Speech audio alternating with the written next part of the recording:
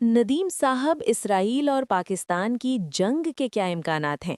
عالمی حالات جس طرف جا رہے ہیں، کیا یہ تیسری عالمی جنگ کا آغاز ہوگا؟ آپ کی ماہرانہ رائے اور تجزیہ کیا کہتا ہے؟ پاکستان اور اسرائیل کے درمیان براہ راست جنگ کا تصور عسکری اور تصویراتی یعنی اسٹریٹجک لحاظ سے ایک انتہائی پیچیدہ موضوع ہے۔ اس کا نتیجہ روایتی جنگوں جیسے روس یوکرین یا پاک بھارت سے بالکل مختلف ہوگا۔ اگر ان دونوں کے درمیان جنگ چھڑ جائے تو اس کا نتیجہ کیا ہوگا؟ اس کا تجزیہ درج ذیل حقائق کی روشنی میں کیا جا سکتا ہے۔ ایک، جغرافیائی فاصلہ، روایتی جنگ ناممکن۔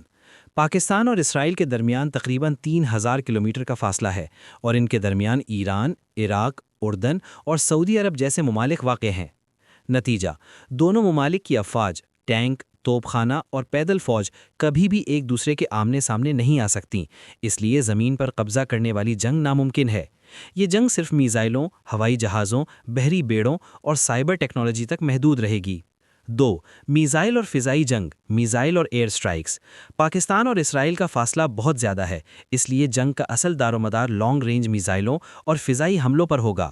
پاکستان کی صلاحیت، پاکستان کے پاس شاہین 3 بیلسٹک میزائل ہے جس کی رینج 2750 کلومیٹر تک بتائی جاتی ہے، جو اسرائیل کو بآسانی ٹارگٹ کر سکتے ہیں۔ اس کے علاوہ پاکستان کے پاس ابابیل یعنی MIRV میزائل ہے جو ایک ہی وقت میں کئی ایٹمی یا روایتی وار ہیڈز لے جا سکتا ہے، اور اسرائیل کے مشہور آئرن ڈوم یا ایرو ڈیفنس سسٹم کو دھوکہ دینے کی صلاحیت رکھتا ہے۔ اسرائیل کی صلاحیت، اسرائیل کے پاس جیریکو 3 بین الارازمی میزائل ہے جس کی رینج 4000 سے 6000 کلومیٹر تک ہے اور وہ بآسانی پاکستان کو نشانہ بنا سکتا ہے۔ اس کے علاوہ اسرائیل کے پاس F-35 اسٹیلتھ طیارے ہیں، لیکن انہیں پاکستان تک پہنچنے اور واپس آنے کے لیے فضا میں کئی بار ایندھن یعنی مڈ ایئر ریفیولنگ کرنا پڑے گا، جو دشمن ممالک کی فضاؤں میں ایک انتہائی خطرناک اور مشکل کام ہے۔ نتیجہ، دونوں ممالک ایک دوسرے کے اہم فوجی اور معاشی ٹھکانوں کو میزائلوں سے نشانہ بنائیں گے۔ اسرائیل کا ڈیفنس سسٹم مضبوط ہے، لیکن ابابیل جیسے میزائل اس کے لیے بڑا خطرہ ثابت ہوں گے۔ دوسری طرف اسرائیل کی ٹیکنالوجی پاکستان کے انفراسٹرکچر کو شدید نقصان پہنچا سکتی ہے۔ تین، بحری جنگ نیول وارفیئر۔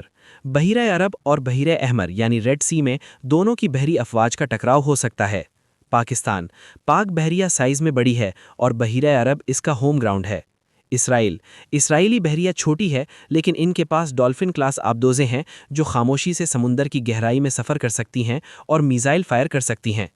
نتیجہ، سمندری جنگ میں پاکستان کو اپنے پانیوں کے قریب ہونے کی وجہ سے تصویراتی برتری یعنی ٹیکٹیکل ایڈوانٹیج حاصل ہوگی، لیکن اسرائیلی آبدوزیں پاکستان کی بندرگاہوں جیسے کراچی یا گوادر کے لیے بڑا خطرہ ثابت ہو سکتی ہیں۔ چار، انٹیلیجنس اور سائبر وارفیئر۔ جدید جنگیں گولی سے زیادہ کی بورڈ اور انٹیلیجنس سے لڑی جاتی ہیں۔ اسرائیل کا سائبر وارفیئر یونٹ یعنی یونٹ 8200 اور خفیہ ایجنسی موساد دنیا میں انتہائی خطرناک مانے جاتے ہیں۔ وہ پاکستان کے پاور گریڈز، کمیونیکیشن سسٹمز اور بینکنگ نظام کو ہیک کر کے مفلوج کرنے کی کوشش کریں گے۔ دوسری طرف پاکستان کی ISI دنیا کی بہترین ایجنسیوں میں شمار ہوتی ہے، جس کا خطے میں نیٹ ورک بہت مضبوط ہے۔ نتیجہ، اس محاذ پر اسرائیل کو سائبر ٹیکنالوجی میں واضح برتری حاصل ہے جو پاکستان کے لیے بڑا چیلنج بن سکتی ہے۔ 5، پراکسی وار اور عالمی رد عمل۔ یہ جنگ صرف 2 ملکوں تک محدود نہیں رہے گی۔ اسرائیل کے حامی امریکہ اور نیٹو ممالک فوری طور پر اسرائیل کی پشت پر کھڑے ہو جائیں گے اور اسے ہتھیاروں، انٹیلیجنس اور معاشی امداد کی سپلائی شروع کر دیں گے۔ پاکستان کے حامی، پاکستان کو چین کی مکمل اسٹریٹجک حمایت حاصل ہوگی۔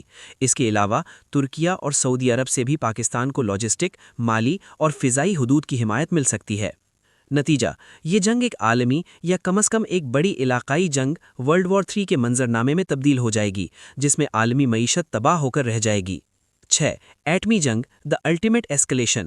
اگر روایتی جنگ حد سے بڑھ جائے اور کسی ایک ملک کی بقا کو خطرہ لاحق ہو تو معاملہ ایٹمی جنگ تک پہنچ سکتا ہے۔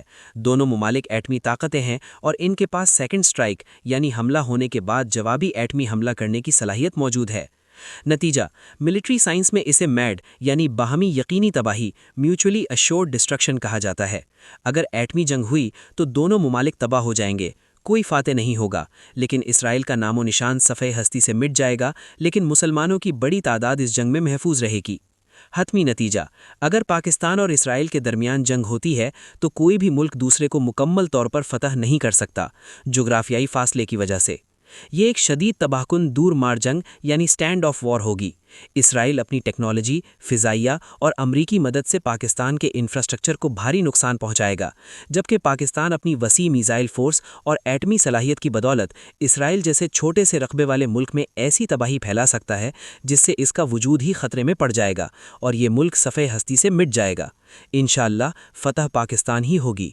آخرکار عالمی برادری، اقوام متحدہ، امریکہ اور چین مداخلت کر کے اس جنگ کو رکوانے پر مجبور ہو جائے گی، کیونکہ ان دونوں کا ٹکراؤ پوری دنیا کی تباہی کا سبب بن سکتا ہے۔